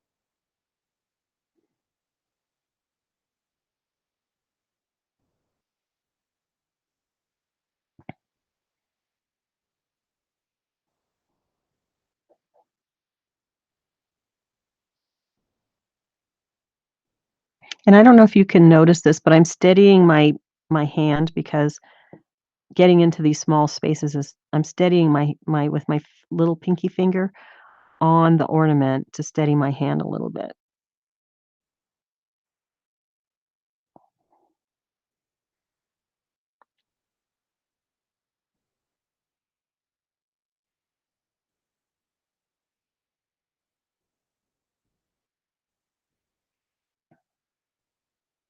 Okay, now I'm going to go in with the red and I'm going to do exactly the same thing.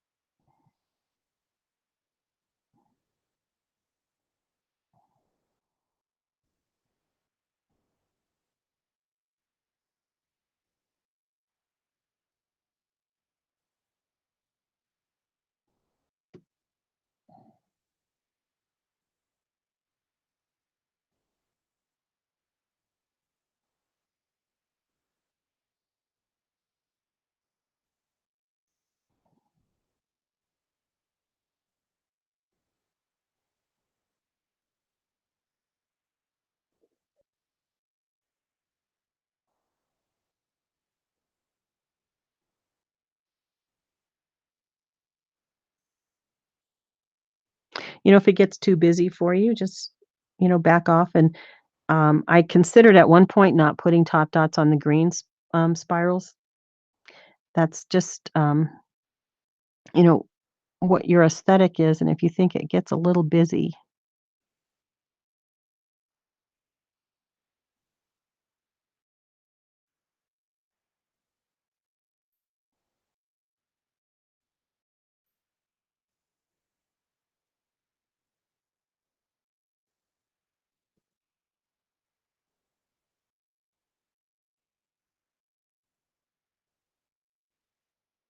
Okay, let me go back in with my smaller tool and finish those up.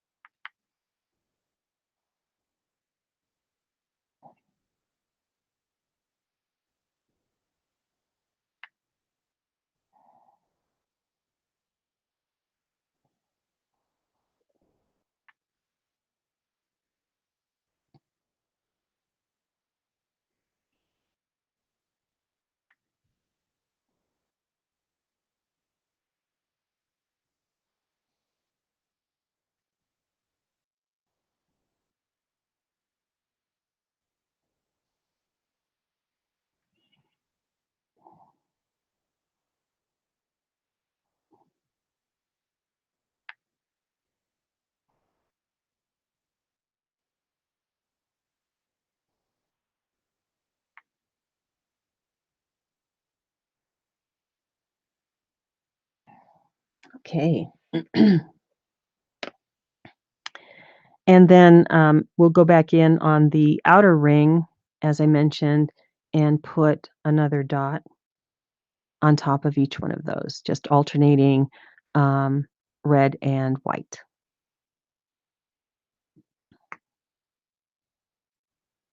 Okay, now for our gingerbread men. I'm going to be using primarily a larger ball stylus to make his buttons and his connection on his arms and his hands. So I'm going to do, I'll just start at the bottom here and kind of work my way up. So I'm going to start at the legs. So this white top dot, I'm using the largest nail daughter, is actually offset at the bottom. So like that. Can you see how it's offset?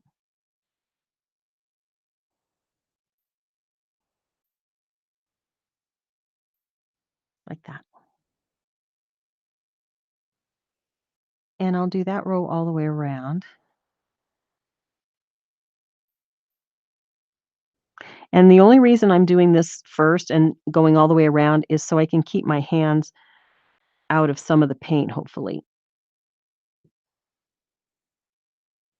And if he had little feet, you do the same at his feet, but you'll see that when we do the hands. So offsetting it.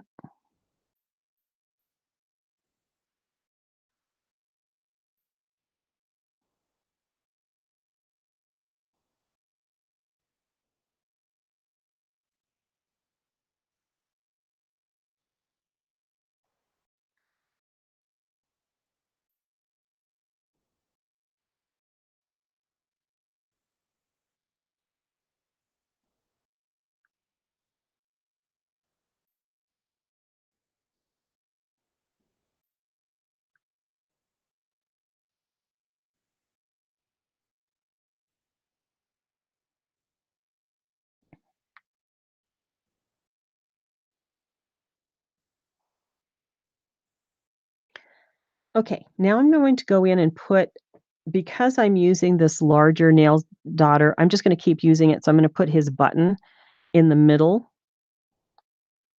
of his body. So I'm just going to drop, so I don't have to change out. Let's put a button there.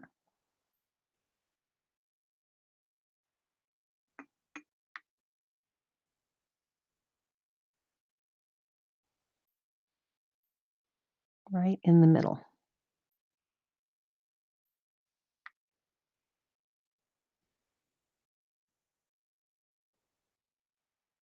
And because my paint's still wet, I'm not pushing it on very hard. I'm just sort of dropping it on.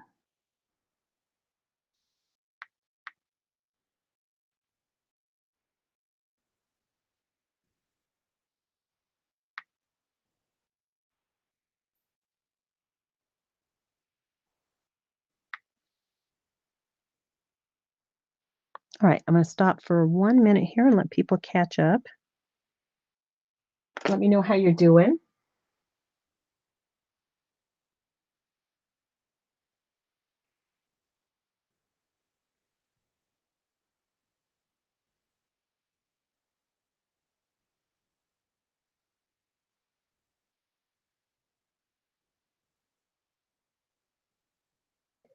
Jill, you get pancakes on Sunday? Yum.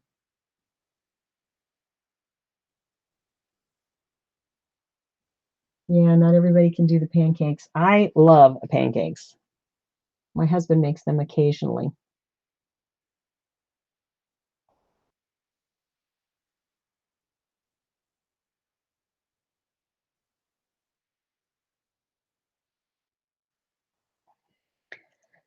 Okay, I'm going to go in now with a smaller tool, and I'm going to add his other buttons.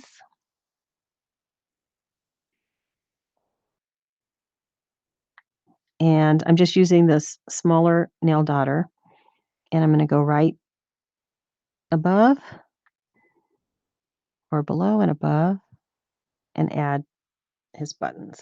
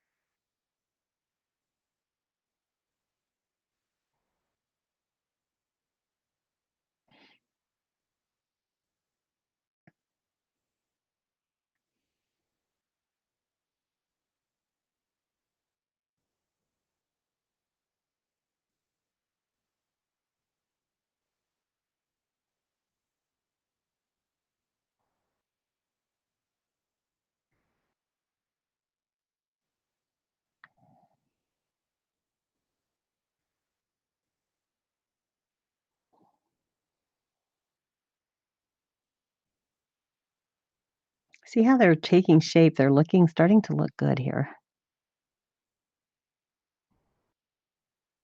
Don't forget that I really would love to see what you've come up with if you did this project. It would be so great to see them in the group or post it to my page or something like that. That would be really fun to see. All right, I'm going to go in. I've got all his buttons. All the buttons are on. I'm going to go back in now and I'm going to do the connecting here for the hands and feet. And I'm using the same largest nail daughter. And I'm just going to, just like we did with the legs, I'm going to offset a little bit. I'll use a smaller tool when we get to the hands.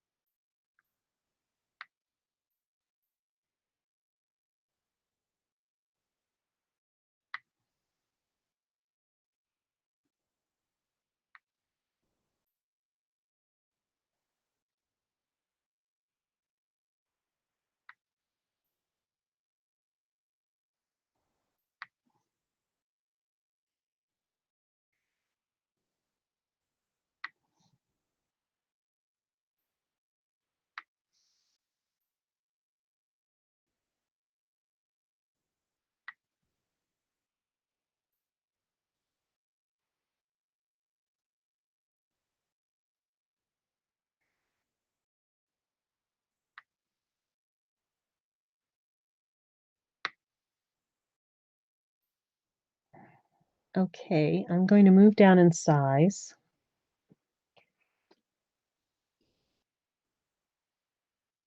to a pretty small nail daughter to do the hands, to connect the hands. And it's the same thing, just offset.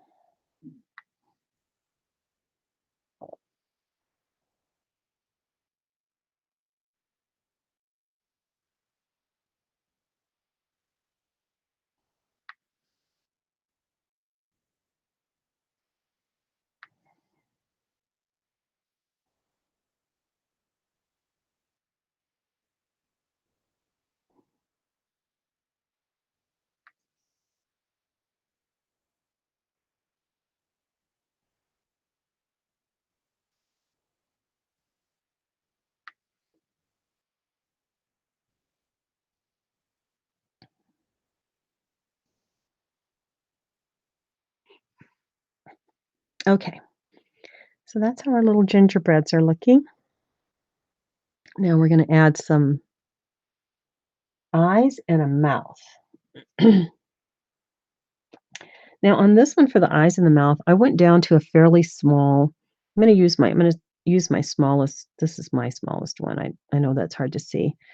It's not quite a pinpoint, but I got a very small stylus on it.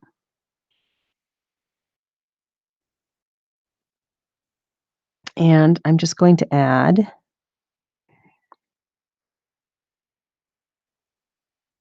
an eye and a mouth, just like that. You can make them a little larger if you want.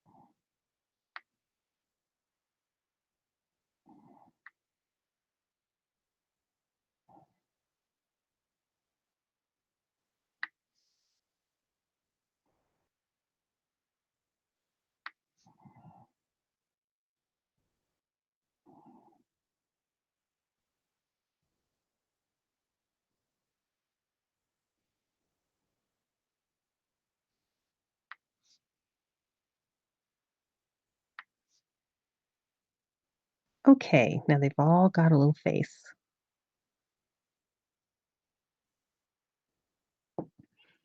Okay, a couple more finishing touches, and we're almost done with this Dance of the Gingerbread Men.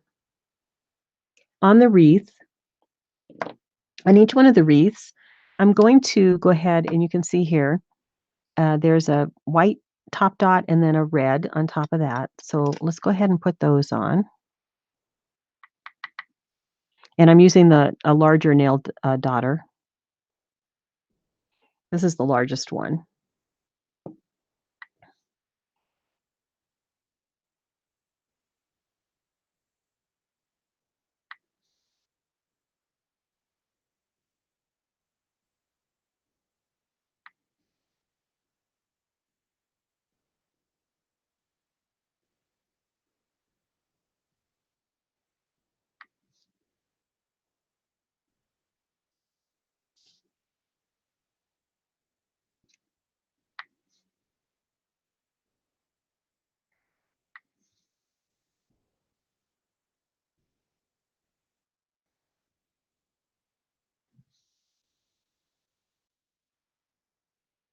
Okay.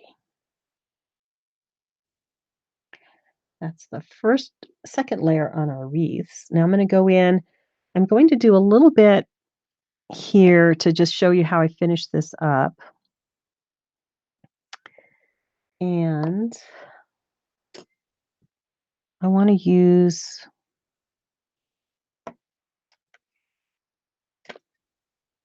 sort of a little bit. It's a small one, but it's not one of the teeniest ones because I'm going to put a red dot right here in the center. And I might want a little more paint.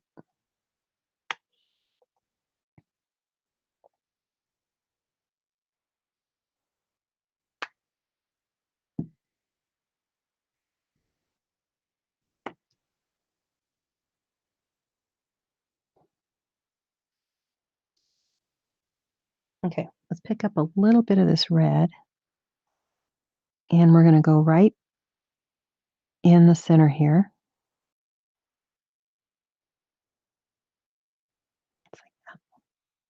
And then I'll do the same on the outer.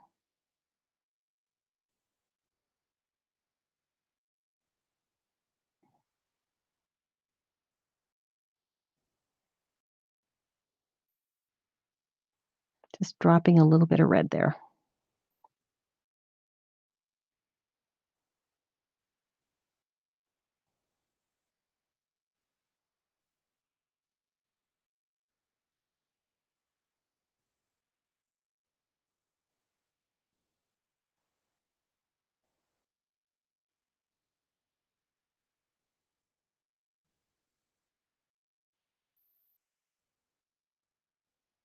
And now I'm going to go down. And again, as much or as little of this additional top dotting as you like. I'm going to go down to my smallest one. And I did put in the original designs some top dots on these spokes.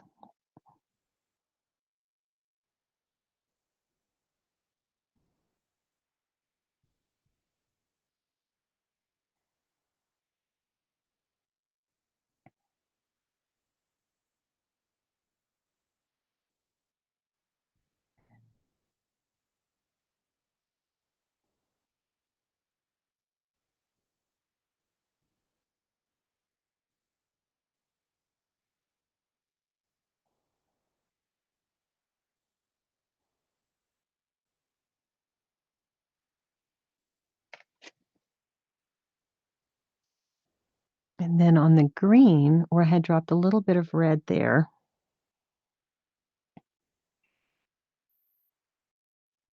I went in with a little bit of white.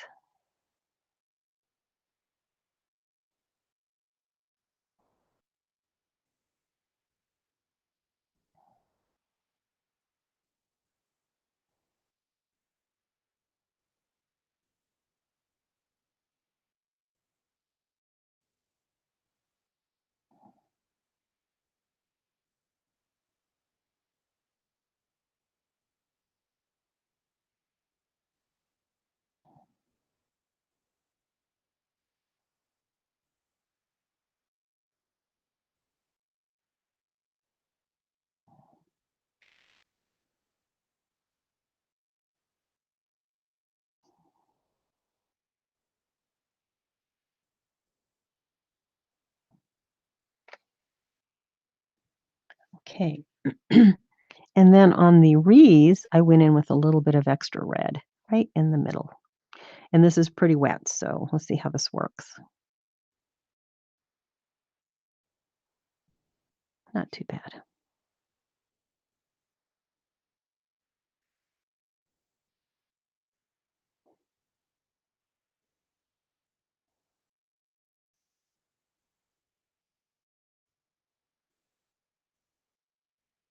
Do you guys mind the silences when I am concentrating on painting?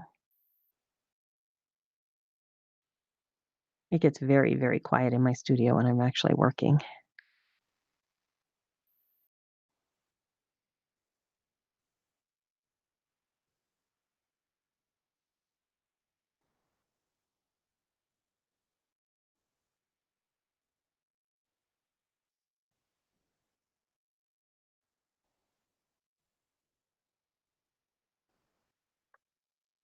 Okay, I'm going to leave that there and let you all catch up.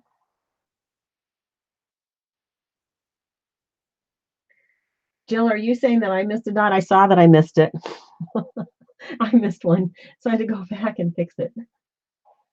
I hate when you're standing back from your painting and you say, "Oh gosh, I missed one."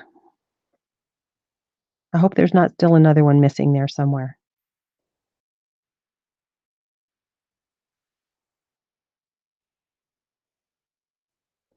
Ah, my studio's in my basement, and it's pretty quiet, except you can hear like the heater or the air conditioner when it goes off and stuff like that. But it's generally pretty quiet down here. It's usually me. My husband has a little music studio on the other end of the basement, so we kind of share space. How's everybody doing? Are you pretty much finished? Or are you still catching up?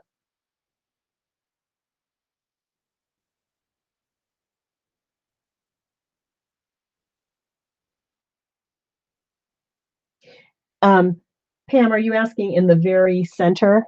I use my largest nail dotter to drop that dot in the center of this the center.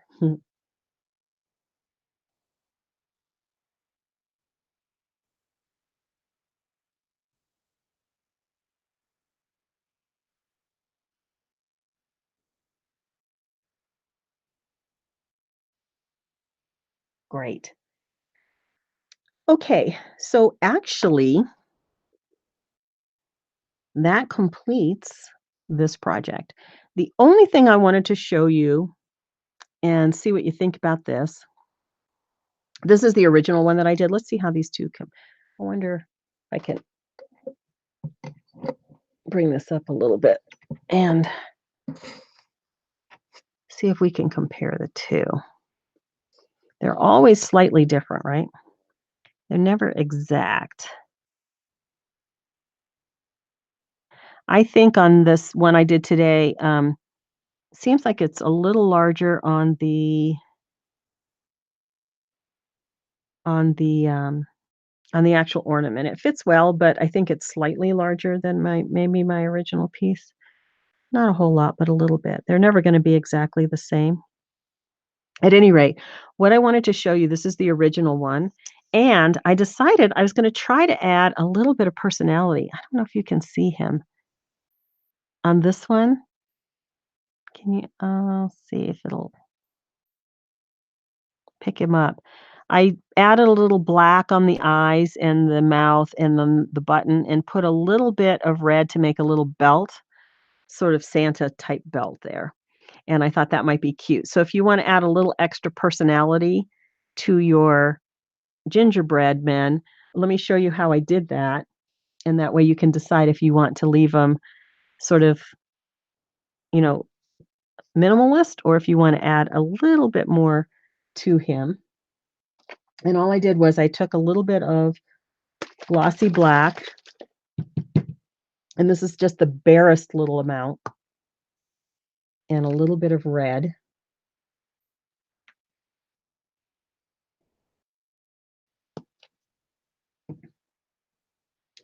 And I used the very smallest nail daughter. Actually, I think I might have even used like the tip. In my set, this is the smallest nail daughter. It might be hard to see. And sometimes I use the end of a knitting needle. You know, these little, I don't know, I think I don't actually knit. I use these in my polymer clay days.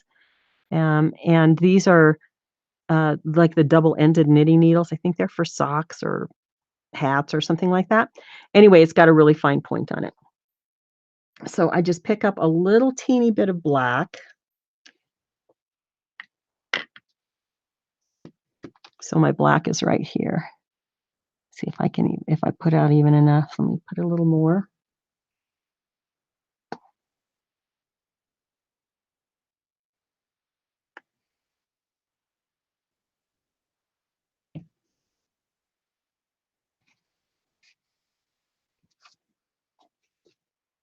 Black all over my hands now. And I'm using the end of this, or the smallest nail daughter, but these are awfully small. And I'm just going to offset the black at the very bottom to give him a little eye, a little more definition to his eye.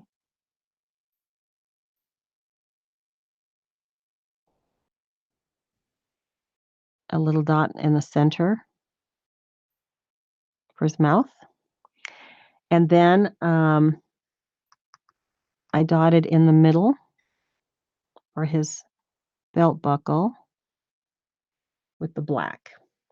And then I gave him some little cheeks with some red.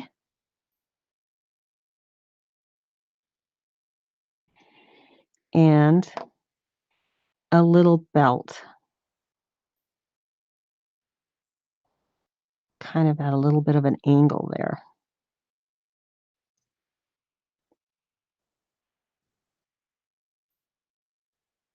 There. And that might give him a little bit of personality. You can decide if you want to add anything more or if you like him just the gingerbread just the way they are. But that would be another little something that you could add to spice that up a little bit.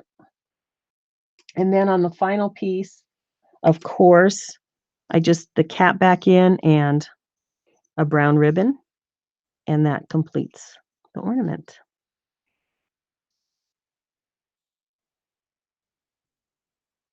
I might like the little extra on the faces and the body. I don't know, I think I'll do the rest. I think that might look cute. Okay, y'all, that's the project. Let me come back up and say goodbye and see if there are any last questions or anything like that that anyone has that they want to talk about.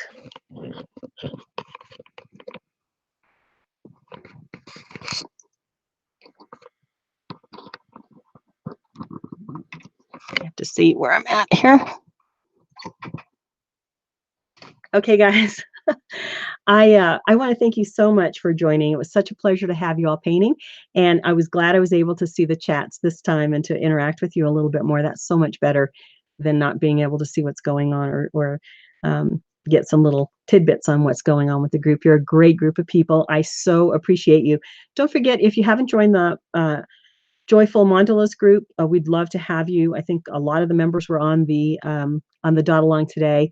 They're such, as I mentioned earlier, such an encouraging group and doing great artwork. So I think you'd get a lot out of that. I'd appreciate it if you'd subscribe. And if you want to see more tutorials, let me know. And I'd really like to consider what those ideas are that you have. So I want to thank you all for joining. I've so much appreciated painting with you today. It's so much fun to paint with friends. So thank you so very much. I appreciate it. Take care, everybody. Bye-bye.